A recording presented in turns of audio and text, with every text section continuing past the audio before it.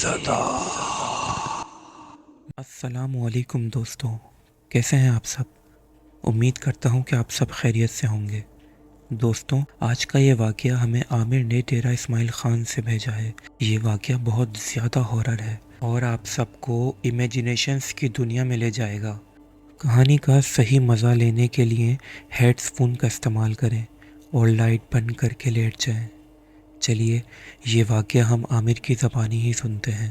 السلام علیکم، میرا نام عامر ہے۔ میں پنجاب کے شہر ڈیرہ اسماعیل خان میں رہتا ہوں۔ ایک مرتبہ مجھے ضروری کام سے پنڈی جانا تھا۔ کام بہت زیادہ ارجنٹ تھا، لیکن مسئلہ یہ تھا کہ مجھے پنڈی کا راستہ معلوم نہیں تھا۔ میں نے اپنے دوستوں سے پوچھا، لیکن کوئی بھی جانے کے لیے فارغ نہیں تھا۔ بالآخر میں نے گوگل میپ کا سہارا لینے کا فیصلہ کیا۔ تقریباً رات کے 9 بجے میں اپنے گھر سے پنڈی کے لیے نکل گیا۔ ڈیرہ اسماعیل خان سے پنڈی کا راستہ تقریباً 4.5 سے 5 گھنٹے کا ہے۔ تقریباً 2 گھنٹے میں میاں والی پہنچ گیا۔ میاں والی پہنچ کر میں نے اپنی گاڑی کا پیٹرول ٹینک فل کروایا اور پھر آگے کا سفر شروع کر دیا۔ ابھی تھوڑی دیر میں نے سفر کیا تھا کہ نہ جانے میرے موبائل کو کیا ہوا، موبائل آف ہو گیا، حالانکہ بیٹری تقریباً فل تھی۔ میں پریشان ہو گیا کیونکہ مجھے تو راستے کا پتہ ہی نہیں تھا۔ خیر مجھے پنڈی جانا بہت ضروری تھا، اس لیے میرے پاس سفر جاری رکھنے کے علاوہ کوئی راستہ نہیں تھا۔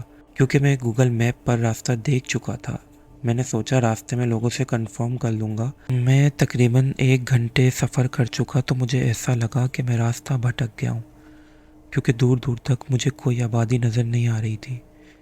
میں سوچ رہا تھا کہ یار میں کسی سے پوچھوں کہ میں کس راستے پر آ گیا ہوں۔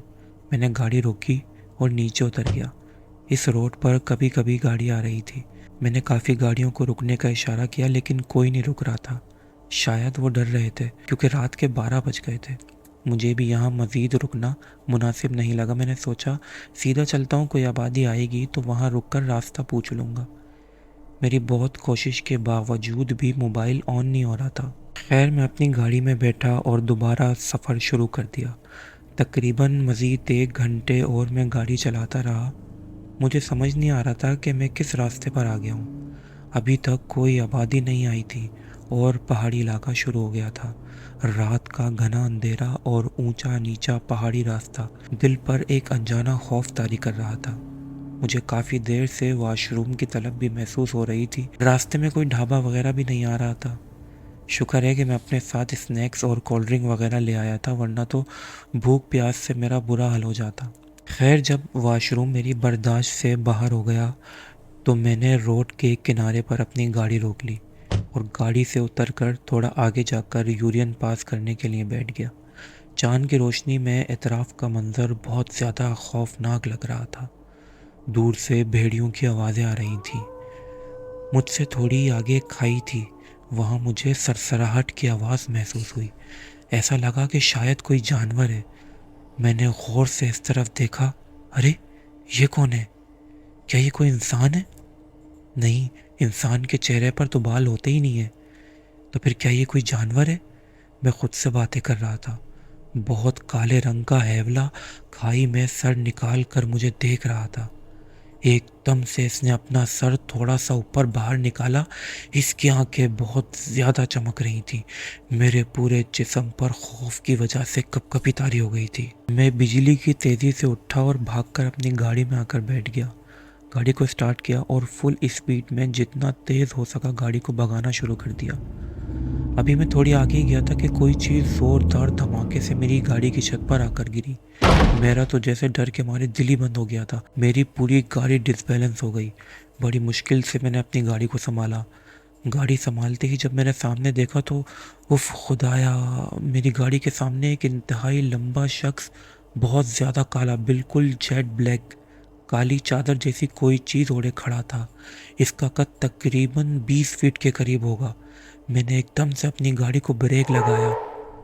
گاڑی کے ٹائر روڈ پر گھسنے کی زوردار آواز کے ساتھ رک گئے۔ میری گاڑی کافی زیادہ اسپیڈ میں تھی۔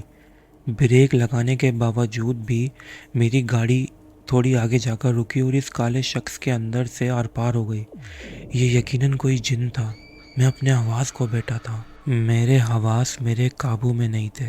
میں نے بڑی مشکل سے اپنے آپ کو سنبھالا اور گاڑی کو سٹارٹ کرنے کے لیے دوبارہ اگنیشن دینا شروع کر دیا، لیکن گاڑی سٹارٹ ہی نہیں ہو رہی تھی۔ ایک دم سے مجھے اپنے چاروں طرف چمکتی ہوئی آنکھیں نظر آنا شروع ہو گئیں۔ جب میں نے غور سے دیکھا تو جیسا کالا چہرہ مجھے ابھی کھائی کے پاس نظر آیا تھا، یہ بالکل ویسے ہی کالے چہرے تھے جو اب مجھے اپنے چاروں طرف نظر آ رہے تھے۔ ایسا لگ رہا تھا کہ جنات کا پورا قبیلہ یہیں آ گیا ہے۔ میں مسلسل اگنیشن دے رہا تھا لیکن میری گاڑی سٹارٹ ہی نہیں ہو رہی تھی۔ ایک دم سے مجھے ایک انتہائی بھیانک اور دل دہلا دینے والی آواز آئی، تو نے ہماری جگہ پر گندگی کی ہے، ہم تجھے نہیں چھوڑیں گے۔ یہ کہتے ہی وہ کالے سیاہ جیٹ بلیک جنات کے چہرے ہوا میں اٹھنا شروع ہو گئے اور تقریباً 20 فٹ کے حیولے بننے کے بعد وہ جنات ایک ساتھ میری گاڑی کے قریب آنا شروع ہو گئے۔ میری تو حالت خراب ہو گئی، کہیں بھاگ بھی نہیں سکتا تھا۔ چاروں طرف سے یہ انتہائی خوفناک جنات میری طرف آ رہے تھے۔ نہ جانے اس دن میری کون سی نیکی کام آئی کہ میرے منہ سے آیت الکرسی کا ورد شروع ہو گیا۔ آیت الکرسی کا ورد شروع ہوتے ہی میری گاڑی سٹارٹ ہو گئی۔ بس پھر کیا تھا، جتنا تیز ہو سکا میں نے گاڑی کو بھگانا شروع کر دیا اور مسلسل اپنے منہ سے آیت الکرسی کا ورد جاری رکھا۔ رات کے ٹائم بیچ میں کچھ چھوٹی آبادی آئی یا نہیں مجھے معلوم نہیں۔ آخر کار جب تھوڑا دن نکل آیا تو ایک آبادی آئی جس کا نام انجرا تھا۔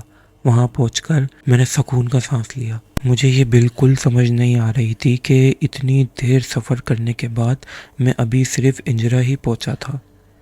خیر میں نے وہاں پر ایک دن آرام کیا۔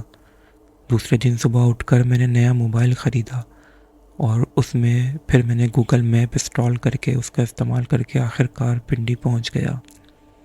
میرے ذہن میں یہ خیال بار بار آتا ہے کہ اگر اس وقت میں آیت الکرسی کا ورد نہیں کرتا تو شاید آج میں آپ کو یہ واقعہ سنانے کے لیے زندہ ہی نہیں ہوتا۔ دوستو، ایسی خوفناک کہانیاں سننے کے لیے آپ اس چینل کو سبسکرائب کریں اور ساتھ موجود بیل آئیکن کے بٹن کو بھی دبا دیں اور کمنٹ سیکشن میں اپنی رائے کا اظہار ضرور کیجیے گا۔ اور اگر آپ کے ساتھ بھی ایسا ہی کوئی خوفناک واقعہ پیش آیا ہو تو نیچے دیے گئے اس ای میل ایڈریس پر ضرور بھیجیں۔